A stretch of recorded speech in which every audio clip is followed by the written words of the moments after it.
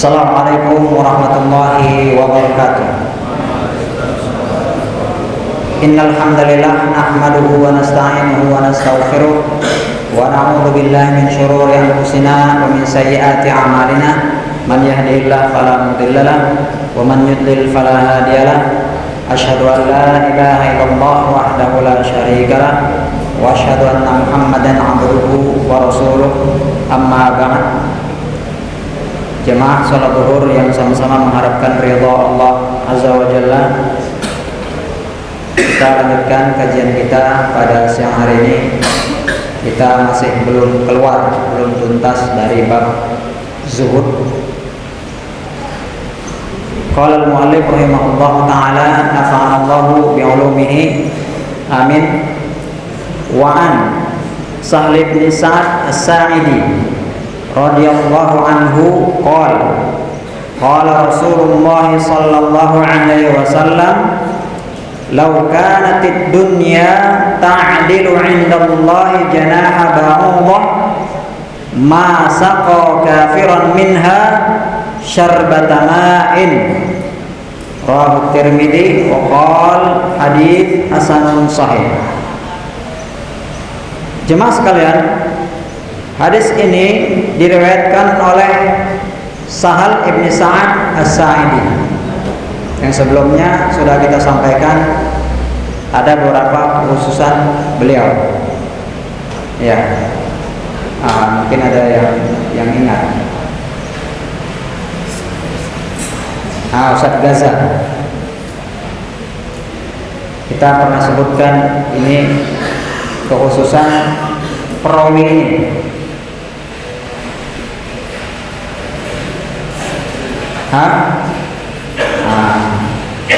Ustaz Ali Bukhari, ada ingat? Ya, ada yang ingat? Ya, asal tuh. Ya, baik. Jadi Sahal ini asal namanya siapa? Namanya yang diganti oleh Nabi, namanya Hasan, ya, atau Husn, ya. Siapa? Apa kunyahnya? Abul Abbas, ya, Abul Abbas, dan termasuk sahabat yang paling lama meninggal di Madinah, yang terakhir meninggal di Madinah. Ini rawi hadis ini. Ini perlu kita ingat, ya kan? Sahabat Nabi, kelebihannya, kekhususannya, lebih baik kita hafal daripada kita lebih menghafal kelebihan pemain bola, ya kan? Kelebihan orang-orang yang bertentangan dengan isi hadis ini. Ya, siapa orang-orang terkenal itu banyak lebih kita ingat daripada para sahabat. Ini tentunya bertentangan dengan isi hadis ini, ya, atau dengan bab yang kita pelajari tentang zuhud. Ya, ini tentang sahabat Sahal menyampaikan riwayat hadis lagi tentang zuhud. Ya, kata beliau, kalaulah beliau menyampaikan hadis Nabi tentunya, ya. Kata Nabi SAW, sabda Nabi Muhammad SAW, kalaulah dunia itu di sisi Allah bernilai seperti sehelai sayap nyamuk, ya. Dalam riwayat lain, dalam beberapa ulama lain menyebutkan artinya sehelai sayap lalat. Kata Nabi Muhammad SAW, kalau dunia ini itu di sisi Allah nilainya senilai sayap nyamuk, satu sayap nyamuk atau sayap lalat, apa kata Nabi Muhammad SAW? Masaqo kafiron minha syarbata ma. Allah tidak akan memberi seteguk air pun untuk minum orang kafir. Ini kata Nabi Muhammad SAW. Maksudnya apa ini jamaah sekalian? Maksudnya adalah betapa hinanya dunia ini di sisi Allah, tidak berharga. Sampai-sampai selembar atau sehelai atau sebagian sayap nyamuk pun itu nggak sampai itu nilainya. Coba kalau kita jual, nilai sayap nyamuk laku nggak? Atau sayap lalat laku nggak? Nggak laku. Dunia ini tidak ada, nggak sampai segitu di sisi Allah. Ya, saking tidak berharganya. Kalaulah dunia ini kenikmatannya ya senilai dengan sehelai sayap nyamuk, kalau ini ada harganya, tadi kan berarti tidak ada harga ya. Kalau ada harganya, walaupun harganya sehelai sayap nyamuk, Allah nggak akan memberikan minum seorang kafir walaupun seteguk air saja. Artinya apa? Bahwasannya dunia ini sangat hina, sangat rendah nilainya. Maka Allah memberikan kepada siapa saja, baik yang mukmin maupun yang kafir. Dan itu sebagai ujian bagi mereka. Apakah mereka beriman? Apakah mereka bersyukur? Atau mereka kafir kepada Allah Azza wa Jalla? Nah, jadi begitu. Karena tidak ada harganya, Allah berikan orang kafir juga bisa mendapatkan nikmat.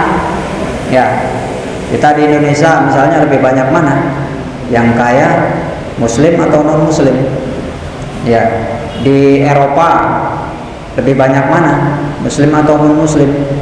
Ya, nah seperti itu. Allah memberikan nikmat juga kepada orang kafir, tapi bukan nikmat kasih sayang, bukan nikmat rahmat, tapi sebagai ujian dari Allah Azza wa Jalla. Kenapa? Karena mereka tidak berhak untuk mendapatkan rahmat dari Allah Azza wa Jalla.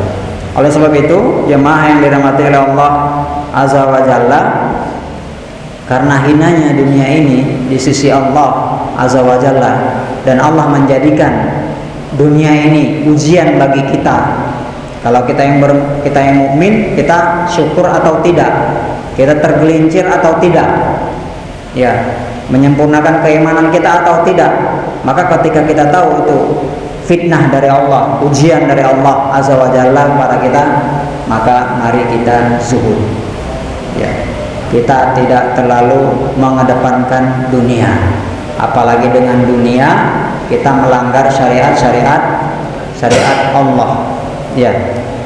Kenapa? Karena kita sampaikan bahwa zuhud itu adalah kita meninggalkan hal-hal yang tidak bermanfaat bagi akhirat kita. Lalu bagaimana jika hal-hal ini menyebabkan kita lalai dari akhirat atau menyebabkan kita tidak bisa masuk surga? Maka betapa banyak dalam kehidupan kita di dunia ini yang bisa kita jadikan mau'idhah, ibrah. Ya, kita jadikan landasan kita, apakah kita sudah zuhud atau tidak? Apakah kita masih terlena dengan dunia sehingga kita banyak melanggar aturan-aturan Allah, atau kita seolah-olah kita tidak perlu terhadap akhirat. Ya. Nah, ini yang harus kita jadikan pelajaran bagi kita. Kenapa? Ya, ini tadi dunia yang tidak ada harganya di sisi Allah, walaupun mungkin sama kita sangat berharga ya. Ada mobil, ada rumah, banyak harta, punya jabatan, kaya, kan?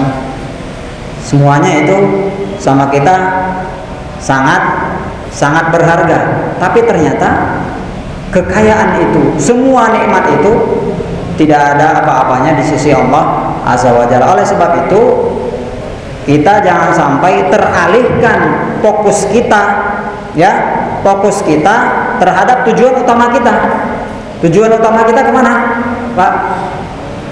Dunia ini hanya tempat persinggahan. Kita singgah sementara. Rezeki yang kita dapat itu hanya titipan Allah. Ya, kita dapat anak, diberikan rezeki Allah anak, suatu saat anak itu bisa diambil oleh Allah Azza wa Jalla. Hanya titipan sementara. Ya. Maka jangan sampai kita lupa sama kampung asli kita. Nah, salah satu hal yang di sini menarik bagi kita semua sini, bagi saya juga pribadi, apa yang kita terapkan dalam pesantren kita, ya, dalam hal pendidikan santri-santri kita, ya. Saya baca dari mauqifnya Syekh bin Bas. Di sana ada tercantum tanya jawab, ya, tentang penjelasan hadis ini. Ada tanya jawabnya di sana, dikatakan begini. Binisbah lintidhari shalah, idzan sarafan nas minas shalah wa jalasa insan fil masjid yantadhiru shalah allati ba'daha, fa hal yajuzu lahu an yatahaddats bid dunya am la?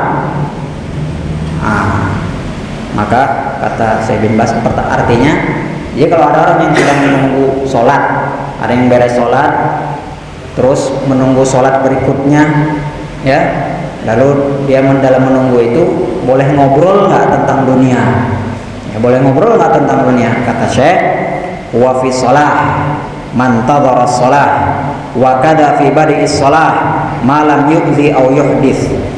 Dia itu seolah-olah dalam sholat, seperti yang hadis yang kita sama-sama kita ketahui, orang yang menunggu sholat berikutnya maka dia dalam keadaan seperti sholat, pahalanya seperti pahala orang yang sholat. Maka kita jangan sampai terlalaikan. Ya, kata ditanya lagi, wa tahaddutsuhu fid dunya jaiz. Kata Syekh, tarkuhu aula illa syai'ul qalil. Nah, ini orang yang nanya kepada Syekh bin Bas. Jadi kalau cerita tentang dunia itu boleh nggak? Kata Syekh, meninggalkannya itu lebih baik. Ya, kenapa? Lebih baik bagi akhirat kita. Maka kita di sini sangat banyak waktu kita. Ya, misalnya ketika menunggu iqomah, maka kita manfaatkan sebaik mungkin untuk akhirat kita, jangan sampai kita terlena. Ini saja yang ditanyakan dia dari awalnya, dari sholat terus menunggu sholat yang lain. Itu lebih lama nggak daripada kita baru datang berapa menit lagi baru iqomah, beres kita sholat sunnah kita ngobrol, atau kita tidak sholat sunnah langsung ngobrol, nunggu sholat, mana lebih lama waktunya? Tentunya yang orang nunggu sholat setelah dia lakukan sholat tadi kan.